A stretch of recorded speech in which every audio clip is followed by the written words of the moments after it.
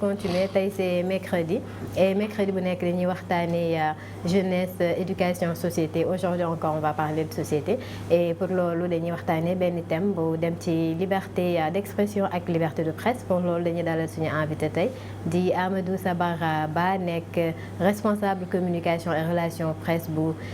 CJRS. Alioune ma bàyyi la nga dalal ko tàmbale waxtaan bi. oui di suñu confrère Amadou Sabara Ba comme ni nga ko waxee yow lépp lu ñeel responsable communication CJRS di convention des jeunes reporters du Sénégal. ñu ngi lay nuyu di la wax dal ak jàmm suñu plateau. Alioune maa ngi lay fay di rafetlu ñu fekk la fii di nuyu Fatou Sibi ak Sadio Diallo kooku dafa bëgg ñebe kooku moom. en tout cas c'est un plaisir quand même ñëw fekk leen fii ci seen matinale bi di am mbégte loolu partager ak yéen plateau bi. balaa ñoo tàmbalee ak situation des jeunes reporters et tout dañ koy tàmbalee arrestation Pape Alé Niang. gis nañu jàpp nañ ko la dernière fois CAP organisé une grande marche yéen CJRS lan moo ci seen taxawaay. alors ñun la convention des jeunes reporters du Sénégal déjà ñu ngi ci biir CAP la ñu bokk. et tout ce qui est organisation ci activités yi nga gis yëpp daanaka convention moo nekkoon au cœur notamment man mi nga xam ne man lañ délégué woon ma nekkoon yoroon lépp li nga xam ne mooy organisation. première stratégie bi c'est pas la marche tout simplement mais dañoo tegoon benn premier plan d'action boo xam ne c'était en une semaine déjà ñi ngi ko commencé woon benn marche virtuelle àjjuma bële ca kaw la ñu commencé woon def benn marche virtuelle boo xam ne ci xarala yi yees yi suñu plateforme digitale yëpp yaa ngi doon gis nit ñi ñi ngi partager yenn visuels yoo xam dañ koo defaroon yoo xam ne liñ ci bind yëpp mooy liberté de la presse ce n'est pas négociable justement ak libérer Pape Alé loolu lañ njëkk a dooree le samedi on a rencontré les avocats de Pape Alé pour gën a xam dossier bi lan la exactement te ci loolee sax moo ñu gën a dooleel ñun ñu am fitu taxaw ne dañoo bëgg ñu libérer Pape Alé après def nañ benn point de presse le lundi ci lañ defee suñu benn édito commun boo xam ne boo xoolee pratiquement yéenekaay yëpp ko génneendoo altine gi mardi bi nag ci la ñu toog ne dañu war a nu ñu préparer li nga xam ne mooy suñu conseil des médias maanaam suñu rassemblement bi ñu defoon maison de la presse d'abord parce que on a fait un rassemblement sitting ñu tuddee ko conseil des médias ndax mercredi yi comme tey lañ ko defoon mercredi yi ci la président de la République Macky Sall di def conseil des ministres ñun tamit ñu ne c'est le moment ñu def suñu conseil des médias bi ñu defee suñu conseil des médias xayma yooyu yëpp ci lañ ne suñu marche nationale boobu nag lu tax ma ne la convention des jeunes reporters mi ngi ci au cœur ndax convention des jeunes reporters mooy benn la seule organisation ici au Sénégal ci wàllu média boo xam ne dafa structuré au niveau national ñun foo dem di nga fekk am nañ fa représentant boo xam ne bureau lay am par exemple ñun dañoo pàcc Sénégal 5 zones boo demee zone sud bi il y a un bureau de la convention des jeunes reporters boo xam ne un point focal moo koy doxal ak secrétaire généraux yeeg trésorier yeeg chargé de com lépp nga fa nga dem nord bi noonu la ouest noonu la est tamit noonu la ñooñu la ñu activé waat suñuy levier ne leen marche bi comme ni ñu ko defee woon daaw 2021 ci liberté de la presse mooy journée mondiale bi ñu defoon noonu lañ ko defee waatee te gis nga envergure bi mu am rawatina bu Dakar bi moo tax convention des jeunes reporters mi ngi ci au cœur ci li nga xam ne moo xew muy actualité bi daanaka tout ce qui est visuel tout ce qui est mobilisation loolu yëpp ñun ñoo ko yoroon ñu ànd ci ak nag suñu mag ñi mooy la CAP mu correct ak ay appel ak yooyu ñu gunge ñu ci ndax tamit am na benn naataango bu ma laaj mu ne lu tax ndaw yi ngeen bàyyi tout le temps paay di jiitu ma ne xale nag ku bëgg a doon mbaxana da ngay nangoo doon dàll moo tax ñu ànd ak ñoom ñu gunge ñu tette ñu wan ñu ne nii la xam nga mën naa ànd ak sama fugg rek pour lutter mais dafa am lu mu laaj loolu nag foog nga tarbiyoo ko mais gis nañ am na ñenn ñoo xamante ne tamit dañoo démarqué wu ci CAP parce que ñoom dañoo jàpp ni bon en quelque sorte Pape Alé nekkatul journaliste loolu la waral ñoom ñu daal démarqué wu ci CAP yéen nan ngeen gisee loolu xam nga dañoo nekk ci pays bu démocratique ku nekk am nga droit wax lu la neex ak fu la neexee ku nekk am nga droit far ku nekk am nga droit liberté d'expression moo mel noonu daal léegi ñi am na ñoo xam ne nee nañu dañoo démarqué wu am nañu seeni raison peut-être mais ñun au sein de la CAP dañoo jàpp ne lii nga xam ne moo dal Pape Alé rouleau à compresseur la bu fekkee ne dañ koo bàyyi mu dem ëllëg mën na la dal ëllëg mën na ma dal bu fekkee ne journal dañ koo jàpp ci li nga xam ne loolu la doon liggéey waxuñu journaliste warul dugg prison non journaliste nit kese la citoyen la day dem marché day def leneen naka seen naka su ne day dem stade di def lu ne waxuñu loolu de dañoo ne bu fekkee ne journaliste dañ ko jàpp ci dans l'exercice de ses fonctions ñun loolu la ñuy dénoncer te bu fekkee ne loo xam ne tooñul ñun gisuñu loolu moo tax fekkee ne dañoo bàyyi lii jàll maanaam lii dal Pape Alé bu ñu ko bàyyee mu jàll ëllëg ci biir keneen noonu lay def démb rek maa ngi déglu benn juriste bu mag avocat astafurlah maître Doundoy muy wax lu ni mel nee na c'est au-delà de la personne de Pape Alé c'est au-delà ñun tamit conviction boobu la ñu am ñun li ñuy xeex c'est un combat de principe mais c'est pas un combat de personne peut-être que Pape Alé tey jii moom moo nekk ci guute gii nii ñu profité ci rappeler nit ñi lan mooy rôle lu journaliste de rappeler nit ñi tamit lan mooy suñuy droit ak suñuy obligation bu fekkee tey jii dañoo bëgg a xañ suñu liberté de presse suñu liberté d'expression saa waay bu yeboo micro yeeg yëpp ñu dem delloo ko ca gannaaw defi leneen bu ñuy bàyyi ñu bàyyi bu fekkee ne man mi ma dellu Fuuta waaw man loolu laa gis. bon je pense que duñu yegg foofu voilà. we never know kenn xamul. bu fekkee ne xeexuñu tamit mën naa am ñu yegg fa moo tax nag balaa loolu di ci am nag ñu am ndax tey jii boo xoolee Sénégal am nañ benn bad buzz boo xam ne mënoon nañ koo éviter boo xoolee organismes internationaux yi ONG yi ñëpp a ngi signe fang Sénégal ndax lan jàpp nañ journaliste bu doon liggéey loolu bad buzz la baaxul ci Sénégal bu fekkee ne Sénégal dañoo ne réew moo xam ne pays de la teranga la pays de l'hospitalité la pays bu am stabilité la jàmm ak lépp ñu xëy suba benn gi xëy yeewu rek ne dañoo jàpp journaliste boo xam ne da doon liggéey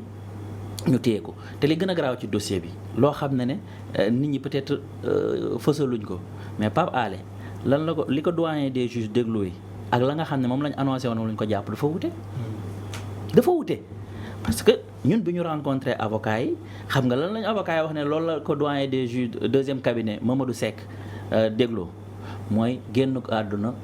François Mancabou ak tamit benn live bu mu def ca mu soxal général Moussa Fall imaginez dichotomie boobu ambiguïté boobu noonu bu njëkk ñu ngi doon xam mbirum secret défense tey jii ñu dem denc la ci lële c'est confus non waxuma la confus sax jaxasoo la def nga naan moo raw njaboot c'est toujours confus côté population bi parce que ñu si bëri ci population bi dañoo jàpp ne li mu dévoilé par rapport ak li ñuy woowee secret défense moo tax ñu koy topp ba tey lan la dévoilé sax lan la dévoilé bu fekkee ne message rajo la ñu wax ñi nga xam ne yàgg nañoo dem ci caserne yi message yooyu dañ koy taf ñun ñi bi ñuy nekk ay collège ak lycée daanañu def emploi de temps prof bu absenté daanañu ko taf te démb sax gis na Ousmane Sonko nee na moom moo justement moo njëkk a génn lool te kenn jël si ko ñu dem jël si Pape Alé Niang tamit moo tax ça pose problème et puis tamit ñu bëri tey li nit ñi njort ne moo am mbir mi dafa rax bu fekkee ne mbiri François Mancabou kañ la xewoon loo xam ne ñaari yooyu noonu benn bi avril la benn bi juillet nga bàyyi ba novembre nga jël ko saa waay ñun te dañoo yor xel de waaw mi ngi noonu. alors donc tey jii de manière globale maa ngi koy wax au début soo doon analyser li nga xamante ni moom mooy liberté de la presse au Sénégal bu weesoo le cas Pape Alé Niang nan nga koy jàngatee de façon globale. justement loolu dafa am solo sax laaj boobu noonu xam nga liberté de la presse bon man nag damay koo xam ne yàlla baaxee na ma xëy na ma génn dem def yeneen médias yi ci yeneen réew mais ñun am nañ liberté de la presse Sénégal suñu bos am nañ liberté de la presse am nañ liberté boobu am nañ liberté d'expression xëy na lii daf koo nar a gàkkal. mais classement daaw ba RSF bi mu ñu positionné 77e. waaw justement ci diggante bi la wàcc mais dama la de manière globale boo xoolee am nañ ko ndax am na réew yoo xam ne boo fay liggéey ci wàllum média sëñ bi danga naan lii média la wala tamit dañ may conditionné mais li tax mu wàcc xoolal li fi mujjee xew récemment ci li nga xam ne côté média la Sénégal mooy réew boo xam ne li gën a doy waar mooy droit accès à l'information amaguñ ko ba tey. mais est-ce que aujourd'hui tey aussi liberté d'expression boobu nga xam ne nga ne yow gisoo ko ci yeneen réew yu Sénégal am ko nekkul aussi benn problème fii ci Sénégal parce que maintenant on voit qu'il y a de plus en plus de médias du nekk loo xam ne nag dañ koy ñaawlu mais léegi ku nekk da ngay traiter information da ngay gis sa yeneen saa sa yenn mbokku taskatu xibaar lu ñu joxe information bi yow mi boo ko liiree en tant que journaliste des fois da lay heurter ou bien des fois sa nga jëlee ci loo xam ne yow leeru la est-ce que liberté bu ëpp boobu tamit nag baax na ci taskatu xibaar yi. bokkul ci ñun dara. non mais xam nga man dama tiit di laaj. xam nga man su may wax damay je me mets pas à la place nit koo xam ne moom nekkul. non je chahute tout simplement je chahute tout simplement xam nga loolu tamit dafa am ay niveau de responsabilité dafa bëri ndax tey jii bu ñu nee yaa ngi koy wax mi ngi wax prolifération des médias yaa ngi dégg ku jóg tijji sa site yor sa benn chaîne YouTube tuddee ko xawma TV wala bëri nañ tur yi dafa bëri quoi ndax man il m'arrive ma organiser ay mbir gis ay bërëbu lekkukaay yu ñu def TV rek ñu ñëw fa quoi damay bañ a def publicité en fait en réalité pour man loolu c'est à tous les niveaux et loo xam ne la responsabilité bi c'est partagé effectivement ñun acteurs yi am nañ ci responsabilité mais responsabilité bi ëpp pour man c'est état la quoi ndax tey ji amoon na loo xam ne jotoon nañ koo tënk ci code de la presse bi même si que code de la presse bi laaj na révision ndax bañ koy def peut-être que médias sociaux yi ñëwaguñu woon tey jii laaj na tey jii ñu adapté wu comme ni ñuy wax def benn update boo xam ne mooy permettre code de la presse bi ànd ak jamono ànd ak ni jamono di doxee parce que tamit noonu la àdduna mel da ngay dem def dara après foog nga def update pour mën a continuer comme ni ñuy wax ci journalisme rek tamit quoi foog ngay renforcer wu tout le temps maintenant li nga xam ne mooy site yu bëri yeeg wala médias yu bëri de manière générale am na lu ko war a mën a saafara te mi ngi fi état bi mi ngi koy gis te defu ko tey jii nii lan moo ko teree def lépp li nga xam ne moo nekk ci code de la presse bi mu soxal organisation média beeg yooyu mu appliqué ko mais ay décret d'application yoo xam ne président rek la ñuy xaar mu siife ko ñu mën koo réguler tey jii man yow mënuma laa tere en tant que organe par exemple su ma nekkee appel xam ne lii sa fay mooy seen président maanaam site internet yi mënuma la tere nga bañ a am sa site internet mais est-ce que parce que loi bi bu ñu ko appliqué woon à 100% xëy na dinaa la ko mën a tere mooy que ne booy am site internet foo nga am un certain nombre d'expérience maanaam di nga def 10 ans di nga mën a wax ne am nga lu lay mën a tax nga fay salaire yaa ngi dégg ci benn durée ak yeneen te foo nga am rédaction bi néew dina am ñeent wala juróomi journalistes yu ci nekk ak ay techniciens yooyu noonu bu fekkee ne tey jii nii yooyu yëpp dañ koo tënk def ko ci këyit dëxëñ ko ci di xaar ñu siife ko pour ñu mën koo appliquer te ki ko war a appliquer wu ko ça pose problème léegi ñun ñi nga xam ne entre guillemets laay wax ñun nañ naan ñun ñoo légal entre guillemets est-ce que dañuy wër naan diw la légalu est-ce que dama la ko mën a tere fan laa koy teg sur quelle base ci légal boobu sax laa bëggoon ñëw parce que gis nañu léegi dañoo bëgg a teg carte de presse yi exiger que tout journaliste fii ci Sénégal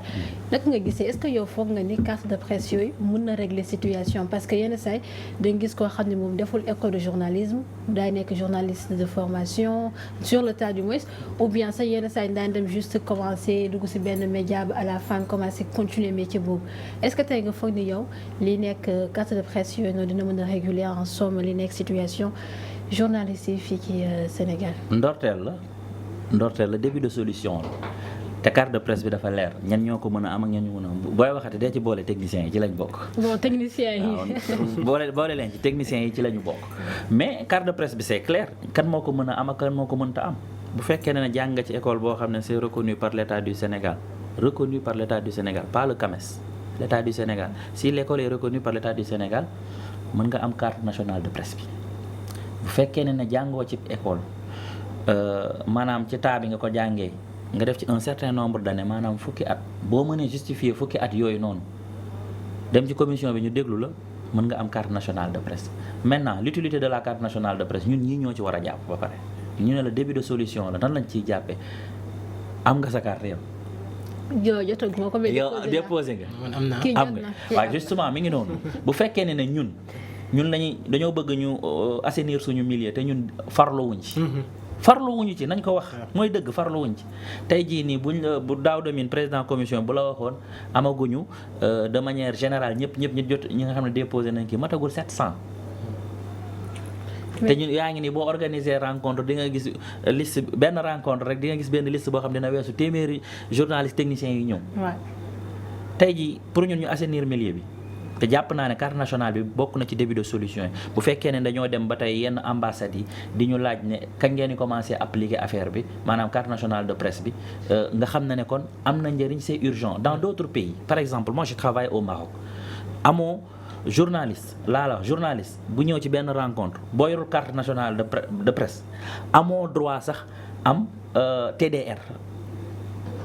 amoo droit am TDR bi man en 2016 dem naa benn forum Dakhla au Maroc boobu amuma carte nationale de presse Sénégal carte maison lañ am mais bi ma demee daam bi lim ma njëkk a wax mu ne ma votre carte nationale de presse may naqal génneel ko suñu bos yi fii nii yu kër yi mais nii lañ ma def génne ma ils ont raison parce que tey jii nii gis nga am métier dañ koy ñag ña ca war a léegi nag bu fekkee ne ñag nañ ko ba mu jaar yoon bu ñu juumee ñu rëq suñu ndigg d'accord na mais bu fekkee ne dañ cee bàyyi ku jóg ngeen baal ma ku raté rek université wala yooyu rek ne xaaral ma def journalisme parce que mooy kër goo xam ne amul buntu amul palanteer amul rideau foo xam ne fu la neex porox ndoolu dugg te léegi dafa yomb da ngay gis koo xam ne xëy na rafet na wala xëy na jantal na xëy na mën na wax noonu mu commencé wax rek ñu ne ko yow la mu ne journaliste laa léegi patron de presse yi am nañ seen part de responsabilité bëgg lu yomb tax na tey jii nii bu ñu xoolee xam ne yow rafet nga jantal nga duñ la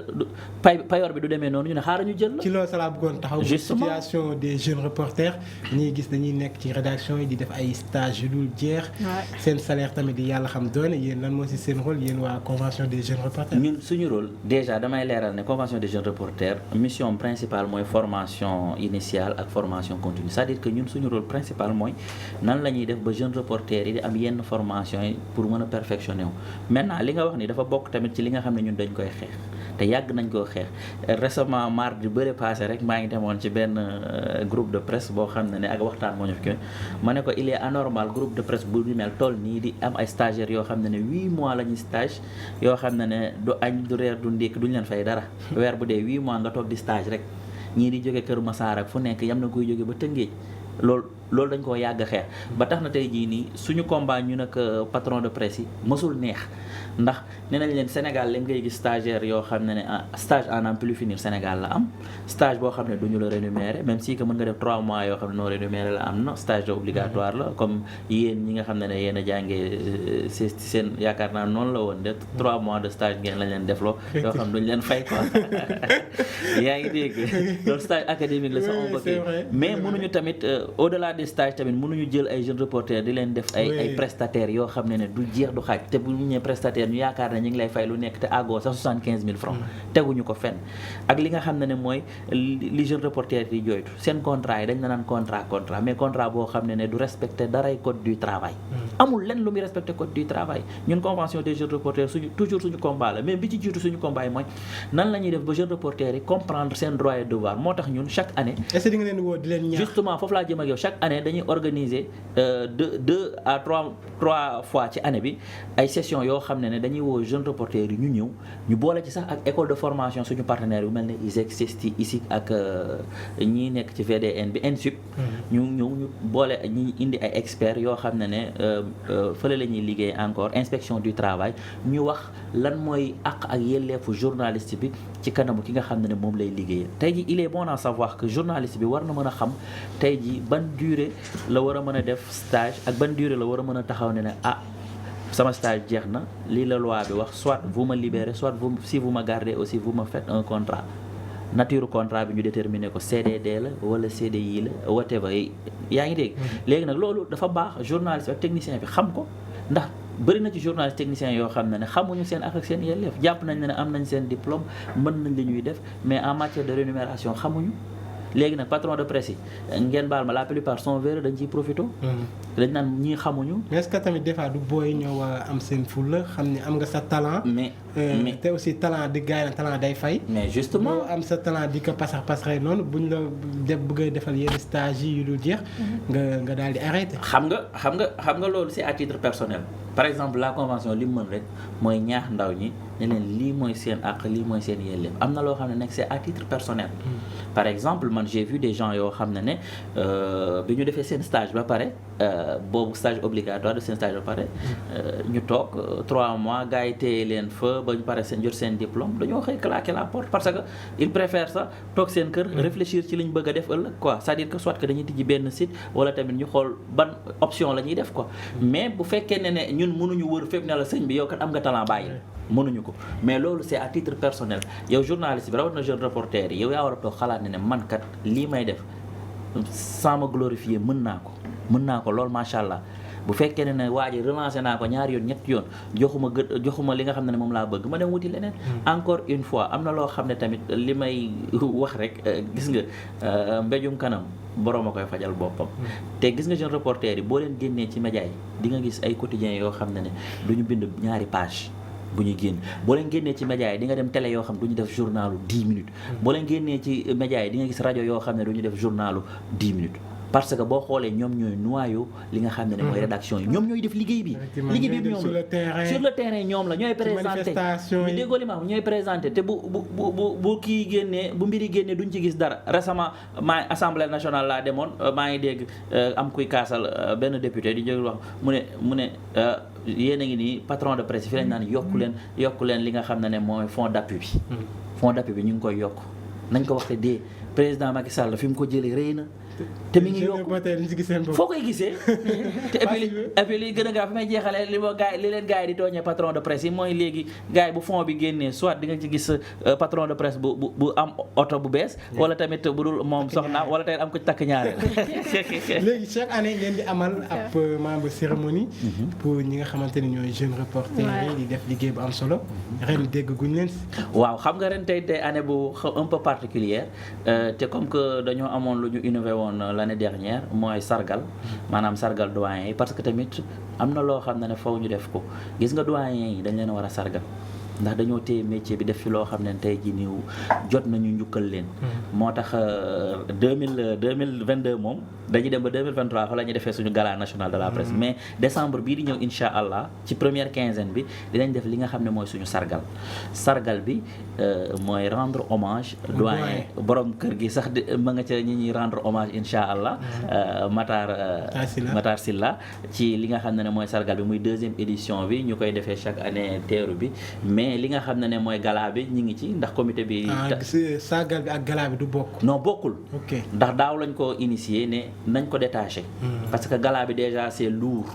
en termes d'organisation en finance investissement yëpp dafa xaw a cher donc mënuñu koo bool même sargal bi ndax mine de rien rek sargal pour kii rek tu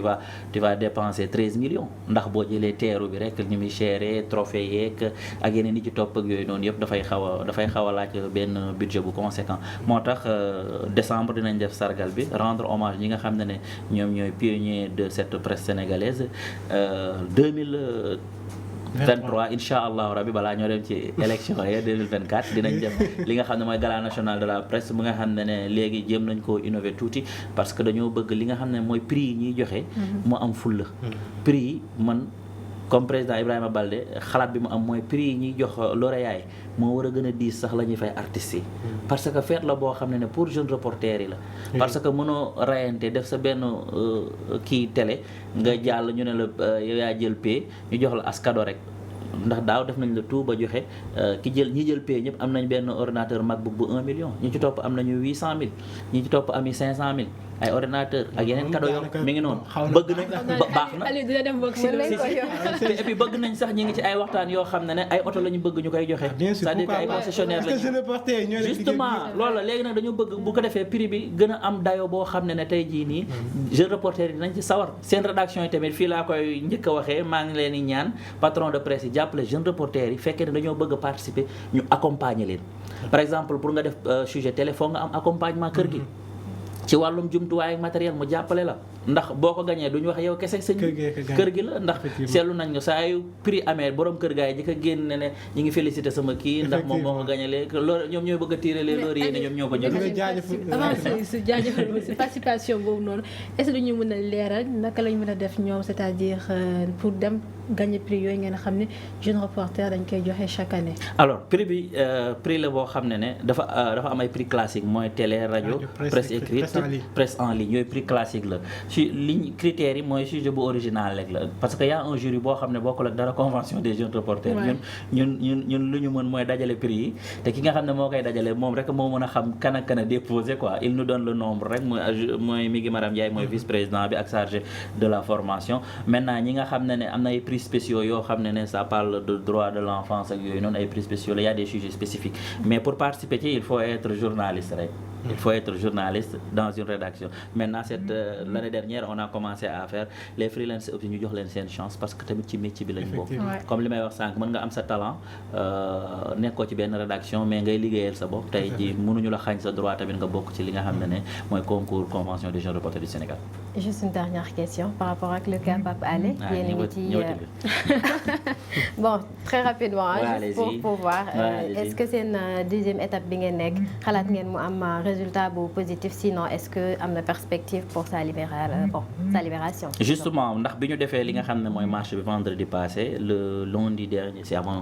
avant-hier on a tenu une réunion d'évaluation parce que tamit nit ki booy dem ci xeex tamit day laaj des fois nga def benn break saytu xool li nga def yan impact la am ak tamit foo jëm effectivement am na plan d'action deuxième plan d'action boo xam ne ñu ngi ci loo xam ne mooy gën a tarbale incha allah parce que tamit tant que bàyyiwuñu ko ñu nit duñu ba bañuñ ci sax ba toog journée sans presse te yaakaar naa yow doo leen xëy si. bon j'ai dit ça xam naa duñ ci yegg incha allah. waaw mais bi moo ñu gënal ñu bañ cee yegg parce que tamit mooy jàmm réew mi ndax Pape Alé tamit citoyen la comme ni ñuy wax rek comme que ci liggéeyam nañ ko jàppee mérité wul nekk foofu. dañ ko mérité mu nekk ci rédaction bële di liggéey. effectivement di la jaajëfal Amadou Sabar Ba ngay bokk ci lii maanaam ba yow lépp luy communication ci convention des jeunes reporters du Sénégal waxtaan wi amoon na solo. merci beaucoup waxtaan kontaan na. voilà Fatou di jaajëfal mbokk yi di leen jox dig daje ëllëg bu soobee suñu borom comme tous les jours di leen ñaanal kendalu jàmm. merci Aline. merci à Amadou Sabar Ba Fatou nga xam ne ci leeral yu ñuy indil